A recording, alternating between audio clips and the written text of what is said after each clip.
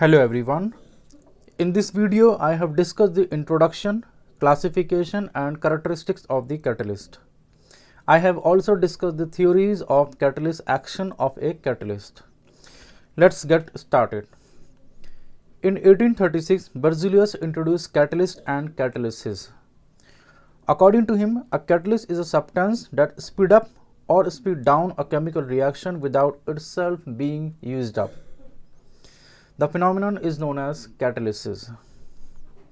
Later in 1895, Ostwald redefined a catalyst as a substance that changes the rate of a reaction without affecting the overall energetic of the reaction.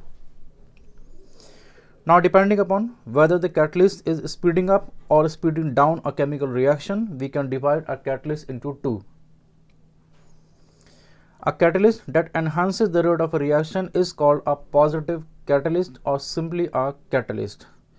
Some examples of positive catalysis are decomposition of potassium chlorate. The rate of decomposition of potassium chlorate enhances using solid granules manganese dioxide, which act as a catalyst. Similarly, the oxidation of sulfur dioxide speed up when using finely divided vanadium pentaoxide, which also act as a catalyst.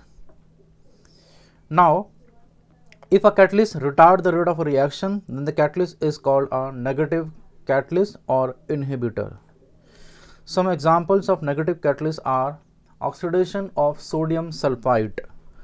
The rate of oxidation of sodium sulfite suppressed if we add a small portion of alcohol that act as an inhibitor. In the oxidation of benzaldehyde, if we add diphenylamine, the oxidation of benzaldehyde suppressed. In fact, you might have heard of the anti-knocking property of tetraethyl lead. It is added to petrol to retard the too rapid combustion of fuel in an internal combustion engine. Now, coming to the classification of catalysts. The first one is homogeneous catalyst. In homogeneous catalysis, the catalyst is in the same phase as the reactant. So, the catalyst is evenly distributed among the reactant. This type of catalysis can occur in gas phase or in the liquid phase. Let us first consider the example of homogeneous catalysis in gas phase, like oxidation of sulfur dioxide to sulfur trioxide using nitric oxide, which act as a catalyst. Here all the reactant and the catalyst are in the same phase, that is in the gaseous phase. Homogeneous catalysis in solution phase or liquid phase. Example, hydrolysis of an ester in the presence of acid or alkali. Here all the reactant and catalyst are in the solution phase, that is liquid phase. The second one is heterogeneous catalysis. The catalysis in which the catalyst is in this different physical phase from the reactant is called heterogeneous catalysis. In heterogeneous catalysis, the catalysis is usually a finely divided metal. Example of heterogeneous catalyst with gaseous reactant. Nitrogen and hydrogen gases from ammonia in the presence of finely divided iron. Here, the nitrogen as well as the hydrogen molecule are in the gaseous phase, while the iron catalyst in the solid phase. Heterogeneous catalyst with liquid reactant. Example, benzene and ethanol chloride react in the presence of anhydrous aluminum chloride to form phenyl methyl ketone. Here, benzene and ethanol chloride is in the liquid phases, while the catalyst is in the solid phase. Now, let us differentiate between the homogeneous catalysis and heterogeneous catalysis. As mentioned earlier, the reactants and the catalysts are in the same phase in homogeneous catalysis, while in different phases in heterogeneous catalysis. The homogeneous catalysis is evenly distributed among the reactants, so they have highly diffusivity and thus they require low temperature to carry out the reaction. On the other hand, the heterogeneous catalyst is not evenly distributed, so they have low diffusivity and thus they require high temperature to carry out the reaction. The interaction between the homogeneous catalyst and the reactant is chemosorption, so the bonding will be highly selective as there is a chemical bond formation. The interaction between the heterogeneous catalyst is physiosorption, so the bonding will not be selective. Only weak van der Waals force is sufficient for the reactant to adsorb over the surface of heterogeneous catalyst. As the homogeneous catalyst is in the same phase, their separation generally required chromatography, which is quite hectic and costly procedure. So the recycling of the homogeneous catalyst is expensive. Moreover, the homogeneous catalyst also required extensive purification step. On the other hand, the heterogeneous catalyst is in a different phase. Their separation generally requires centrifugation, which is quite simple and cost-effective procedure. So the recycling of heterogeneous catalyst is not expensive. Moreover, the heterogeneous catalyst also required low purification step. The next step is characteristics of catalytic reaction. These are some properties of a catalyst that it shows during the course of reaction. The first one is, that is most important, a catalyst remain unchanged in mass and chemical composition at the end of the reaction. The result of both qualitative and quantitative analysis shows that a catalyst doesn't change the mass of its chemical nature. However, it may undergo physical change. For example, granular manganese dioxide used in the decomposition of potassium chlorate is left as a fine powder at the end of the reaction.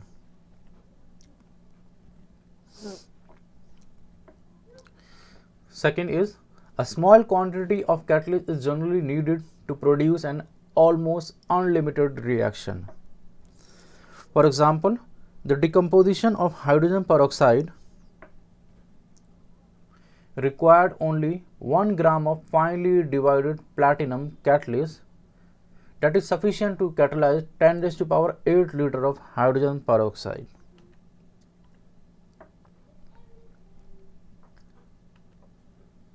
A catalyst is more effective when finely divided is used.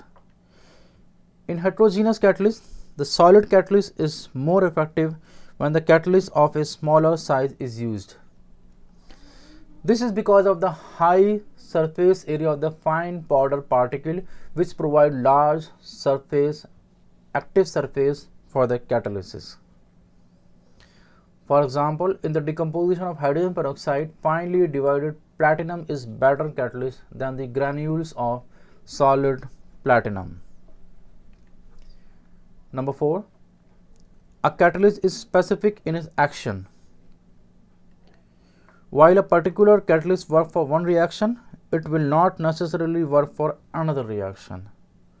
For example, ethanol gives ethene when passed over a hot aluminum oxide, that is dehydration basically take place. But if you are using hot copper, it gives ethanol. So while using copper catalyst, dehydrogenation take place. Number 5, in general, a catalyst cannot initiate a reaction. In most cases, a catalyst speeds up a reaction already in the progress but does not initiate the reaction. But there are few reactions where the reactant do not combine for a very long period. For example, a mixture of hydrogen and oxygen which remain unchanged almost indefinitely can be brought to a reaction by the addition of platinum catalyst in few seconds. Thus, it is now considered that the catalyst can also initiate reaction in some cases.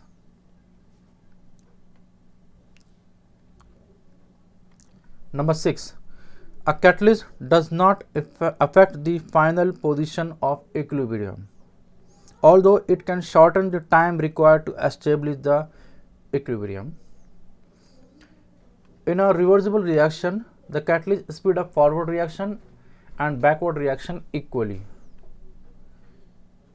Consider the reaction given below. Here the reactant is A and B and the product is C and D.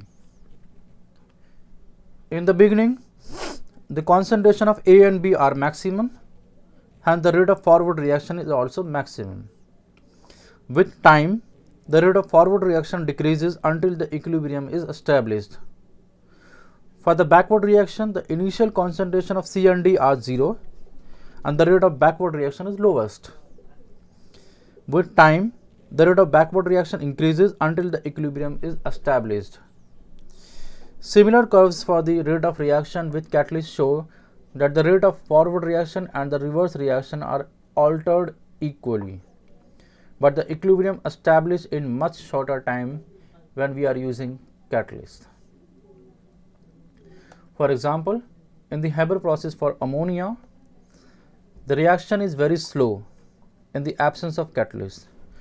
While the presence of the catalyst, the equilibrium is reached much sooner, but the percentage yield remain the same. The iron catalyst shortens the time to attain equilibrium but cannot alter the percentage yield. Number 7. Change of temperature alter the rate of catalyst reaction as it would do the same reaction without a catalyst. However, some catalysts physically altered by a rise of temperature, and hence their catalytic activity may be decreased. For example, finely divided platinum may undergo coagulation on the rise in the temperature. In such cases, the rate of reaction increase up to a certain point and then gradually decrease. This temperature is termed as optimum temperature. If you find my videos helpful, then please like and subscribe to my channel. The next topic is promoter, also known as co-catalyst. A substance that itself is not a catalyst but promotes the activity of a catalyst is called promoter or co-catalyst. For example, molybdenum or aluminum oxide promote the activity of iron catalyst in the Haber process. Catalytic poisoning.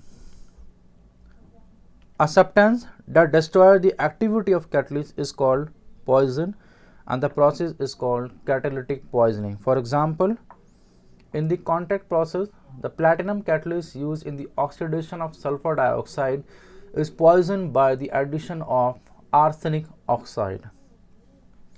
Similarly, in the Haber process, the iron catalyst used in the synthesis of ammonia is poisoned by hydrogen sulfide. We should not confuse one with inhibitor and catalytic poisoning. The inhibitor only slows down the rate of ongoing reaction, while the catalytic poisoning means permanent termination of the reaction. Next is autocatalysis. When one product of a reaction itself acts as a catalyst for that reaction, the phenomenon is called autocatalysis. Example, hydrolysis of an ester. The hydrolysis of ethyl acetate forms acetic acid and ethanol, where acetic acid acts as a catalyst for the further reaction. Oxidation of oxalic acid.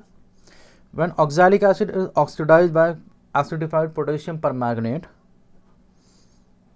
manganese sulfate produced during the reaction act as a catalyst for the further reaction. Let us discuss the role of activation energy in the catalysis process. According to collision theory, a reaction occurs by the collision between the reactant and the molecule or ion. At ordinary temperature, the molecule do not possess enough energy and hence the collision are not effective. However, when the temperature of the system is raised, the kinetic energy of the molecule increases, but the molecule do not react unless they attain a minimum amount of energy. The minimum amount of energy required to cause a chemical reaction is known as activation energy, and the activated molecule formed on the collision is known as activated complex.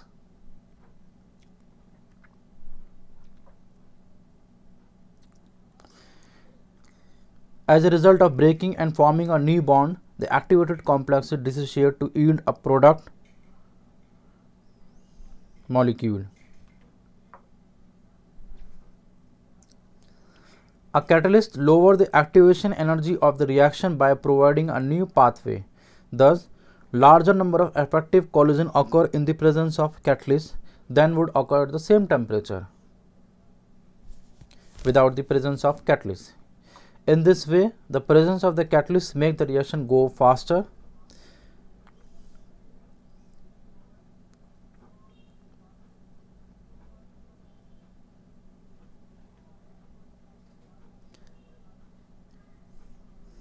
Theories of catalysis.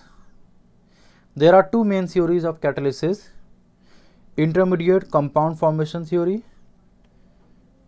and the adsorption theory. The intermediate compound formation theory applies to homogeneous catalytic reaction, while the adsorption theory applies to the heterogeneous catalytic reaction. Let us first discuss the intermediate compound formation theory. In homogeneous catalysis, the catalysts form an intermediate compound with one reactant.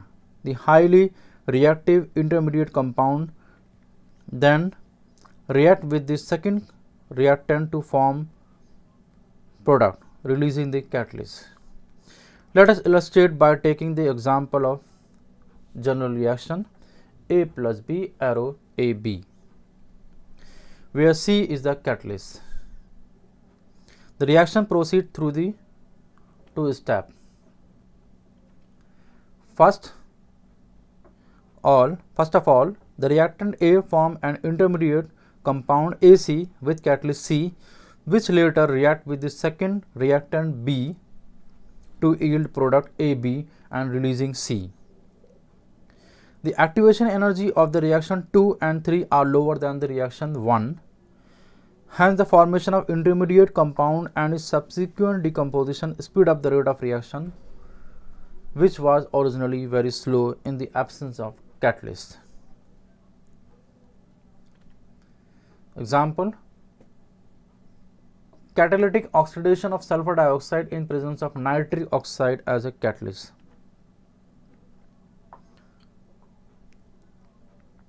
As you can see, oxygen molecule form an intermediate compound nitrogen dioxide, which is an intermediate compound that later combined with sulfur dioxide to produce sulfur trioxide, which is a product, releasing nitrogen oxide or simply nitric oxide catalyst. The second theory is adsorption theory. This theory explains the mechanism of the reaction between the two gases catalyzed by a solid heterogeneous catalysis. Here the catalyst functions by the adsorption of reacting molecule on its surface. 4 steps can be put forward for heterogeneous catalysis. For example, if the reaction is like this, A and B in presence of catalyst and the product are C and D. Step number 1. Adsorption of reactant molecule. The reactant molecule A and B strike the catalyst surface. They are held up at the surface by weak van der Waals force, that is physical adsorption, or maybe a partial chemical bond, that is chemisorption, as you can see in the stoichiometric diagram. Step number 2. Formation of activated complex. The particle of the reactants adjacent to one another join to form an intermediate complex AB. The activated complex is unstable. Step number 3. Decomposition of activated complex AB. The activated complex break to form the product C and D. The separated particles C and D of the product hold to the catalyst surface by partial chemical bond. Step number 4. Desorption of product. The particles of the product are dissolved or released from the surface. They are stable and can lead to an independent existence. That is, product C and D are now separated out from the catalyst. Consider one example: hydrogenation of ethane on nickel surface. Step number 1. Adsorption of hydrogen molecule. The hydrogen molecule are adsorbed over the surface of nickel because of the residual valence bond of the nickel atoms. Step number 2. Breaking of hydrogen-hydrogen bonds. The hydrogen-hydrogen bond is smaller than the nickel-nickel bond. So, the hydrogen-hydrogen bond of the adsorbed hydrogen molecule is stretched and weakened. The weakened hydrogen bond breaks, separating the hydrogen atom. The separated hydrogen atom are held to the nickel surface by the chemical bond. Formation of activated complex. The chemisorb hydrogen atoms then attach to the ethane molecule by partial chemical bonds. The unstable activated complex is thus formed. Step number 4. Decomposition of activated complex and desorption of ethane.